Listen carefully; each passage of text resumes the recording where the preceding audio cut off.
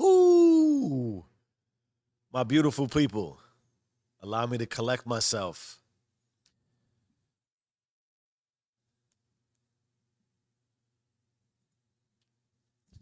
All right. If you're here with me at 4 a.m., a little bit late, you're already ahead. So go ahead and drop a fire emoji in the chat. What time is it? It's 4:21 a.m. Y'all see that? I had some frustration getting on today, some technical difficulties, but we here. And while the world sleeps, because a lot of you are still sleeping, we build. So my beautiful people, right now, the world is still. No distractions, no noise, just massive, massive opportunity. So while most are asleep, we move, we build, because we know deep in our souls the hours others waste are where strength is forged and separation begins. What is great, good, and real? God bless all of you.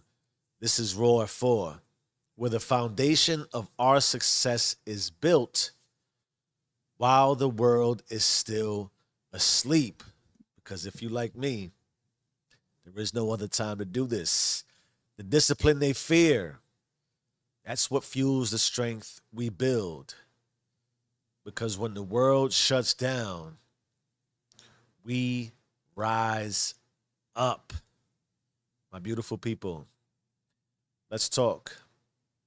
Let's talk because it's early. What else would we be doing?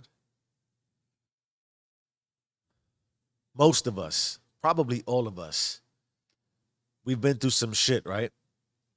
We've taken hits, been counted out, dealt with pain, regret, loss, all that, especially if you're like me. You name it, I'm quite sure we've experienced it. And so let's be real. Sometimes, because of how heavy in pain it is for us, it now feels like our past is this heavy, dead weight holding us back, keeping us stuck in the mud. But I wouldn't be me if I wasn't here to tell you that's a straight up bullshit lie. Your past is not holding you back. You are. Everything you've been through, everything you've been through, no matter how painful, you got to see it as your edge, an incentive to never go through it again. You got abandoned? That's cool. Now you know how to move alone and in silence. You got doubted? Cool. Now you know how to operate with no cosign or fake believers. You got played? That's cool too. Because now you see through the deception. So if you're here with me and you're part of the Raw 4 journey, the Do You Rules journey, we got to stop with the victim propositions. None of us are immune to any of these possibilities or outcomes. The really real is that this is life for all of us. And I truly believe life for all of us is powerfully relatable in these ways. It's a gift. Yet most of us get caught in the trap asking, why this happened to me? We regress into this isolated view of suffering as if the world really is just against you. But we don't do that here. We flip it. We ask, how does this make me more dangerous? How does this sharpen me? How does this make me more competent? How does this make me unstoppable? Because listen, your past was never a prison. It was training. And now it's time we start to leverage it for power. So I'm hyped. I know I'm ready, which means I know we ready. And let's transition into story time. Oh man, I gave this a lot of thought. I almost couldn't sleep last night thinking about going through this topic with you all and doing my best to be relatable. And so, like yesterday, I want to use this format of I'll give you a story that I've sort of been through to just make me human and relatable. I'll use a story with God as a motivator, and then I'll hit you with an analogy. All right? I'll hit you with an analogy. And for me, as far as the past and holding me back, I remember a time, man, where for lack of a better term,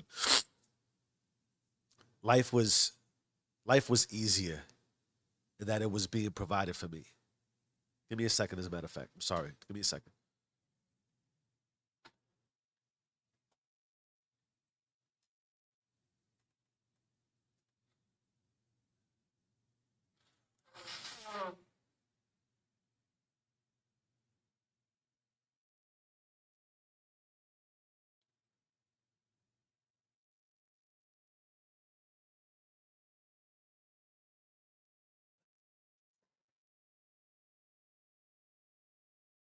All right. So my transition. I say it like this. My introduction into yo, it's time to man up and take care of yourself. It wasn't smooth, right? It just wasn't. How we got there, there was some friction. It culminated in an explosive event, if you would, where I was 17, and as I was being provided for, it was just sort of like, yo, at this point, it's not working out here. and for, there's a lot of ways. There's a lot of ways. One of the reasons why I hesitated and how I told this was I don't want to. I pause in a lot of ways to be relatable in a way that might suggest I'm clamoring for sympathy and for I don't even know how to describe it in words, but this feels sorry for me. I don't want to. I don't like the idea of someone feeling sorry for me. Here's just the reality, and I also believe people have been through deeper things than me. And as bad as it would, it really as bad as it was because it wasn't great. It could have been worse. But the transition from like yo, you're being supported into you got to go support yourself. It was essentially my last half year of high school, so that creates friction. I wasn't quite prepared in a lot of standard ways to support myself. Baseline fundamentals financially.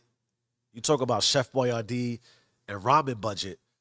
I'm talking about a situation where financially, I was just going around trying to figure out, yo, can I get $1 to get on the bus? You know what I mean? Can I get through today? Where am I going to rest my head? You know, where can I not be a burden? Because one of the things you don't realize when you're being supported and taken care of and you're being provided, it's like Maslow's hierarchy of needs. Until you don't have some of that shelter and safety situations and protection, until you lack that, you may not realize the power in that. And don't get me wrong, I certainly didn't want to be 45 and in my mother's basement, which no indictment, I'm not casting aspersions. It's interesting because as I've learned in my life, my kids can stay with me until they die. Oh, excuse me, until I die. God forbid. And so maybe I've learned that from my journey, but the past and being put in a situation where I wasn't quite prepared and that my baseline was pretty much underneath the basement pavement, it created a lot of friction. It opened me up to a lot of the realization that a lot of folks can have good intentions, even people who are close to you. But there's a cap and a limit to what people are able to provide for you, particularly as you get a little bit older and life starts to ask you to kind of man up and take responsibility. And so, in that way, The biggest takeaway from my past was, yo, it could be the people most closest to you. And you could sort of overstay your welcome. Love can have limits in a way that the people around you are also trying to love themselves and create their own environment and establish their own identity that keeps them them, and their relationships sometimes can get in the way, and your relationship to other relationships. That's why you either run the system or the system runs you is such a big tagline for us. My system and how I operate is impacted by the systems that are around me. And the systems that are around me are other people and their individual relationship to themselves and who they choose to love in varying degrees. And sometimes my involvement in a relationship, it could be as close to as the people who are providing a roof, could be a friction. I'm able to accept that. That's part of my evolution, right? I will say this, as opposed to making it seem like this story of, oh my God, Jeff,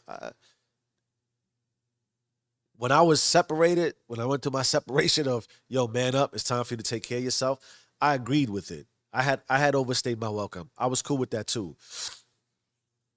It wasn't the greatest timing. It wasn't the greatest timing, but certainly it was for the better. And so it just worked out like that. The biggest takeaway for me, I realize I'm being, somewhat elusive with detail, and maybe it doesn't make all the way sense. But just take the concept that you're transitioning. You have no skills. I didn't have skills at 17. What do I know at 17? I had no financial resources. I had no intellectual resources. I had no skills that would scale in everyday life. I had to go figure that out. I had to go figure it out quick, fast, and in a hurry. And the biggest things I could take away from that are I'm very careful to never have to ask for anything again. You get what I mean? What I learned from that is we talked about ruthlessness in our journey. Life is ruthless. When it decides time is up, time is up. When it decides you've overstayed your welcome, you've overstayed your welcome. When it decides to strip you of resources, it's going to strip you of resources. And at that point, you sort of got to ask yourself, am I going to continue to just sort of feel sorry for myself? Maybe that's a lot of the reason why I don't want nobody to feel sorry for me. I'm scared it's going to make me feel sorry for myself. I don't want that. I don't want that. But this sort of scenario will humble you in a lot of ways. And the humility that comes with it is straight up having to ask somebody for $1. Now you think about, I need to borrow something. I needed just $1 to get on the train to get somewhere, for even if it was a job interview. You get what I'm trying to say? I needed $1 to get a Snicker bar out the vending machine. That I don't wish that upon anybody, but I also appreciate how that happens. And it's always not in the worst of circumstances. It may not be that you deserved it, but it just becomes reality. And what I was able to glean from that and use as a motivator was I had to just continue the way I talked about, I got to get out of this environment. I got to get out the hood. I got to get out. I got to get out. I got to get out. I just kept telling myself, I got to get to a point where I don't need to ask anybody for anything. The first part is financial. Like, I don't ever want to ask for $1 again in my life. The reality is, when you come from where I come from, and if you're like me, and if you're out there and you're thinking about similar situations, sometimes you still got to ask for $1. Or sometimes you need a little bit of support in a lot of other ways. Sometimes you need, a network of people and a group of people. You still have to ask. But I really, really work on having built myself to the capacity of, when I ask now, if I have to ask, I don't feel uncomfortable asking. But I know that I'm providing value in return as well. Whereas I had to go through a really long phase, years, almost a decade in my life, where I was asking because I needed, but I couldn't offer anything in return. In fact, all I could really offer was that I would become a burden. That's a hard reality to swallow, a hard pill to swallow, because you don't fit anywhere. You don't fit in other people's systems. The systems that are built around you are not built to support you. It doesn't make you lesser. It doesn't make you a sob story or hopeless. It doesn't make you somebody not good enough. It just means that, yo, you got to go figure this out by yourself. It just means that these are sort of the cards. You either build on your own and figure it out, or you stay on your own without it being figured out. I don't know any other way to share it or to align it or to make it relatable. And at the past and when it occurs and when it happens, in that moment, it sucks. And I think a lot of the reality I go through with my past, because we all have a past, is I certainly look at situations and I do ponder and give thought to, yo, what if it didn't happen this way? Where would I be? Would it have been more beneficial to my life and to the outcomes of my life? Absolutely. When you have friction, when you have something that is, I don't think the word is tragic, but when you have something that hits you deep, and man, what is the word? It leaves a dent. Like it takes a piece of you. It takes a little, like it chips at your heart and your soul and your emotion and your feeling and your love and your acceptance for yourself. When something happens where you ask yourself, man, something wrong with me. When you have one of those situations in life, it's natural to wish it never happened. And in wishing it never happened, to sort of look at it and try to fill the gap with what you would have wanted to have happened. But all I kept telling myself is, yo, I can't. I got to sort of delete some of that. I'd rather not live in that and rethink it any more than I have to. I got to accept that. I never want to ask for $1 again. I don't want to ask for help if I don't need it. I don't want to be a burden. I don't want to have to worry about overstaying my welcome because I'm going to create. And I use that as impetus for growth. I use that to just really say, never again. I can't change it. It's part of who I am. I carry it with me. Right, wrong, or indifferent. Consider that. And let's get into God, right? We're going to use the book again and leverage it. And let me tell you something about God. And this is not a question of the book, but more so the power of faith it could provide. Again, at least metaphorically. I believe most people don't realize God has already built them a way out. You have skills. You have the image and the power of creator to create. There's a way out, if you must so ask. But instead of crossing it, instead of accepting it and putting in maybe the work, they keep running back and you sort of rebuild the bridge that's already behind you. Let's use Moses again and let me explain. If you think about Moses and the Red Sea, if you know the story of Moses and the Red Sea, essentially Moses was carrying the Israelites and they were fleeing Egypt. And when they approached the sea, it was a sort of a dead end. It was water. They reached a point where there was nowhere really to go but vast water in front of them. An impediment to their path forward, if you would, right? We're getting out. We're making moves. Now there's a big sea. To make it worse, the past, which was their enemies, were behind them because they were being chased. They didn't just leave and the Pharaoh was like, cool, bye. Take the firstborn of everybody. I want some vengeance. So they started to panic. Why wouldn't you?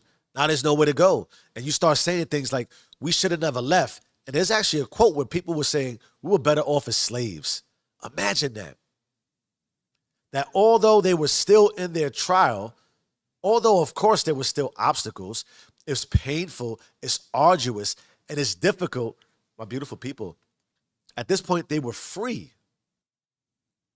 But in their minds, they were still chained to the past.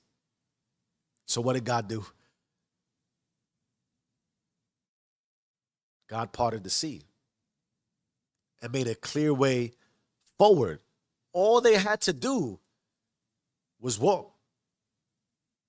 But here's the part that people forget and maybe don't talk about in detail. As soon as they crossed, the water, it collapsed behind them.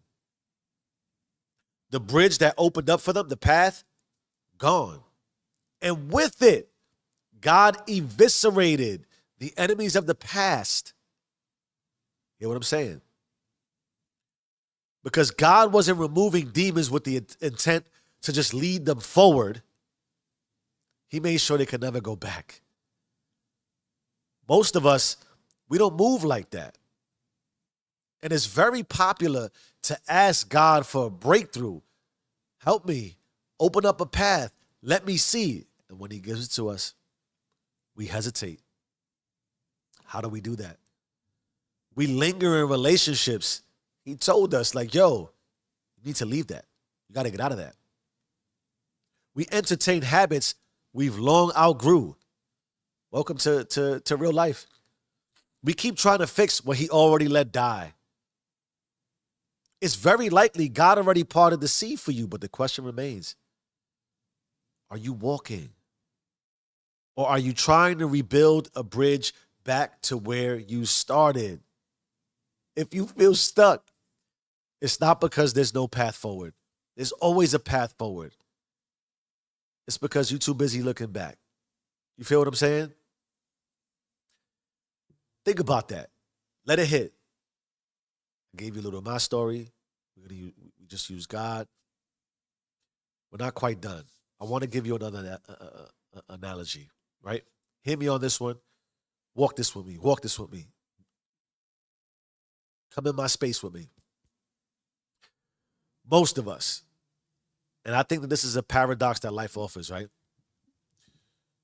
We're not fighting our future, and we want a better future. We want to fight for our future. We think we want to fight for our future, but the theme is right. We're fighting our past.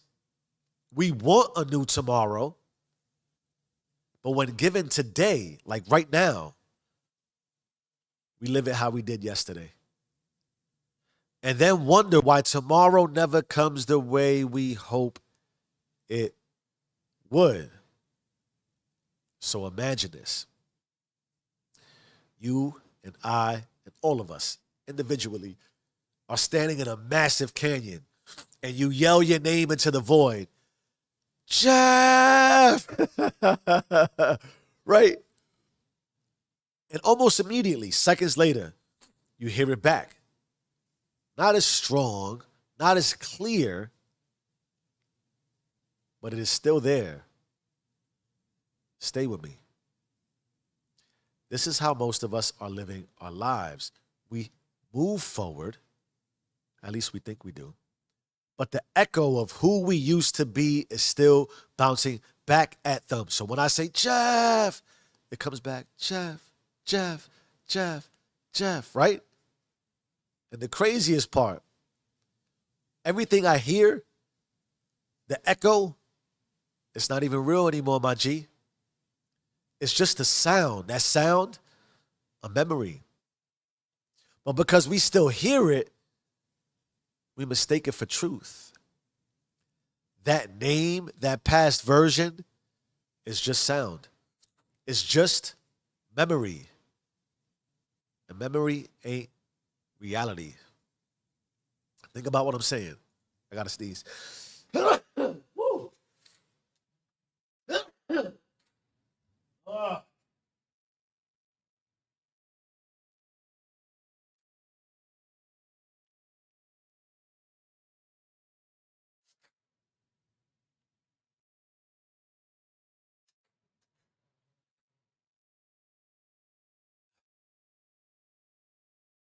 All right, my beautiful people.